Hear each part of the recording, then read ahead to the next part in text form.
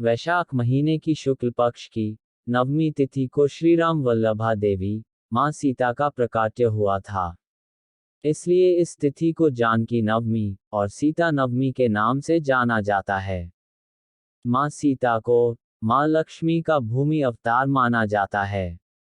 भूमि से उत्पन्न होने के कारण उन्हें भूमात्मजा और राजा जनक की पुत्री होने से उन्हें जानकी भी कहा जाता है।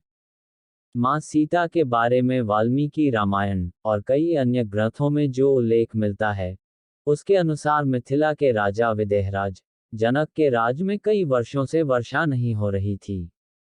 इससे चिंतित होकर राजा जनक ने जब ऋषियों से सलाह ली और उन्होंने उपाय के रूप में बताया कि जब महाराज स्वयं हल चलाएं तो इंद्रदेव की कृपा से वर्षा हो सकती है।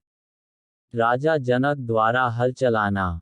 मान्यता है कि बिहार स्थित सीममढ़ी का पुनौर गांव वह स्थान है जहां राजा जनक ने हल चलाया था। हल चलाते समय हल एक धातु से टकराकर अटक गया। तब जनक ने उस स्थान की खुदाई का आदेश दिया। कहा जाता है कि उस स्थान से एक कलश निकला जिसमें एक सुंदर सी कन्या थी।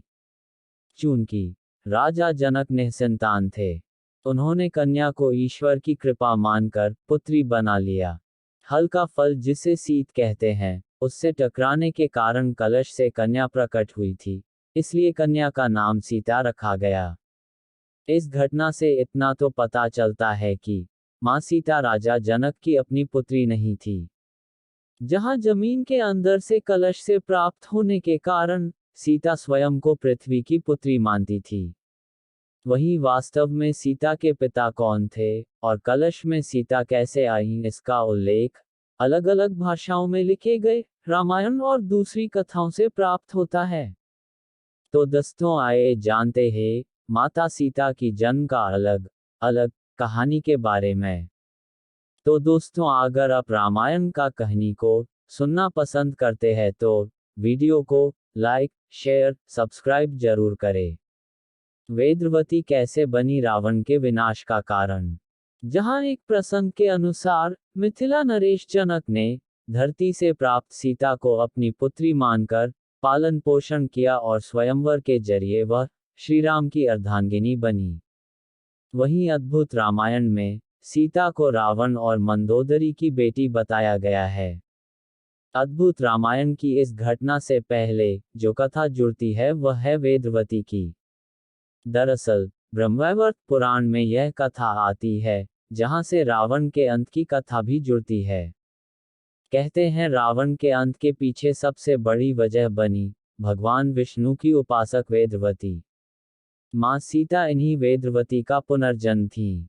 वेदवती के बारे में कहा जाता है कि वह बेहद सुंदर, सुशील और धार्मिक कन्या थी।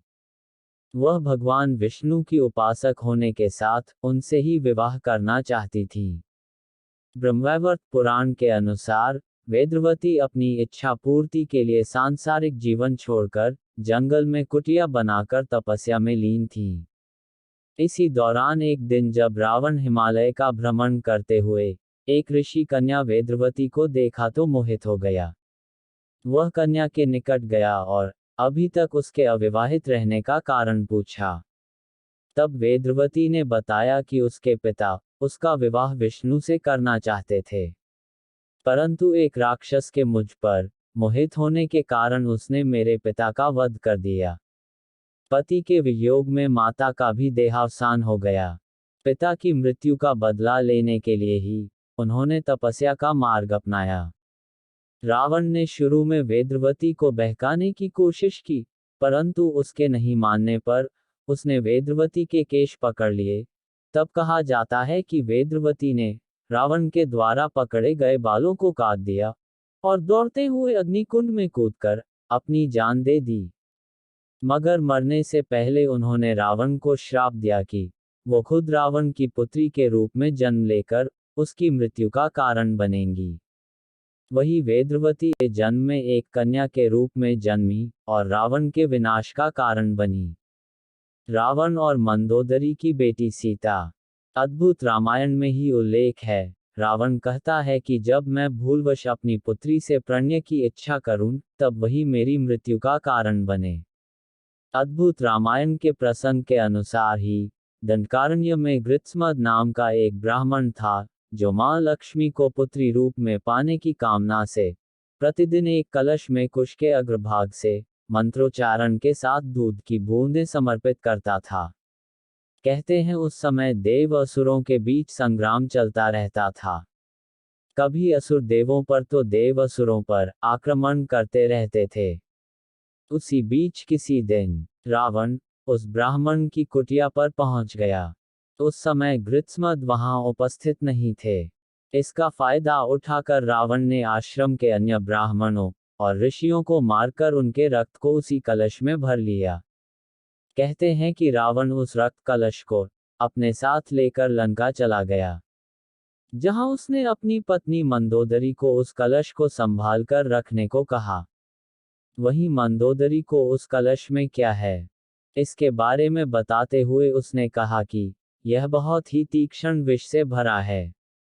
जब कुछ दिनों के बाद रावण विवाह के उद्देश्य से सह्याद्री पर्वत पर चला गया, जो मंदोदरी को पसंद नहीं थी। कहते हैं अपनी उपेक्षा से खिन्न मंदोदरी ने मृत्यु को वरण करने के उद्देश्य से कलश में रखा पदार्थ पी लिया। वहीं देवी लक्ष्मी को पुत्री के रूप में प्राप्त करने के लिए मंत्रोच्चारित दूध का ऐसा प्रभाव पड़ा कि मंदोदरी गर्भवती हो गईं। तत्पश्चात मंदोदरी ने सोचा कि जब मेरे पति मेरे पास नहीं है, ऐसे में जब उन्हें इस बात का पता चलेगा तो वह क्या सोचेंगे। यही सब सोचते हुए मंदोदरी तीर्थ यात्रा के बहाने कुरुक्षेत्र चली गई। कहा जाता है कि वहीं पर उसने गर्भ को निकालकर भ्रूण को एक घड़े में रखकर भूमि में दफन कर दिया और सरस्वती नदी में स्नान कर वह वापस लंका लौट गई। कहते हैं कि कालांतर में इसी भ्रूण से सीता का जन्म हुआ। मान्यता है कि वही घड़ा हल चलाते वक्त मिथिला के राजा जनक को मिला था, जिसमें से सीता जी प्रकट हुई थी। थैंक यू दोस्तों।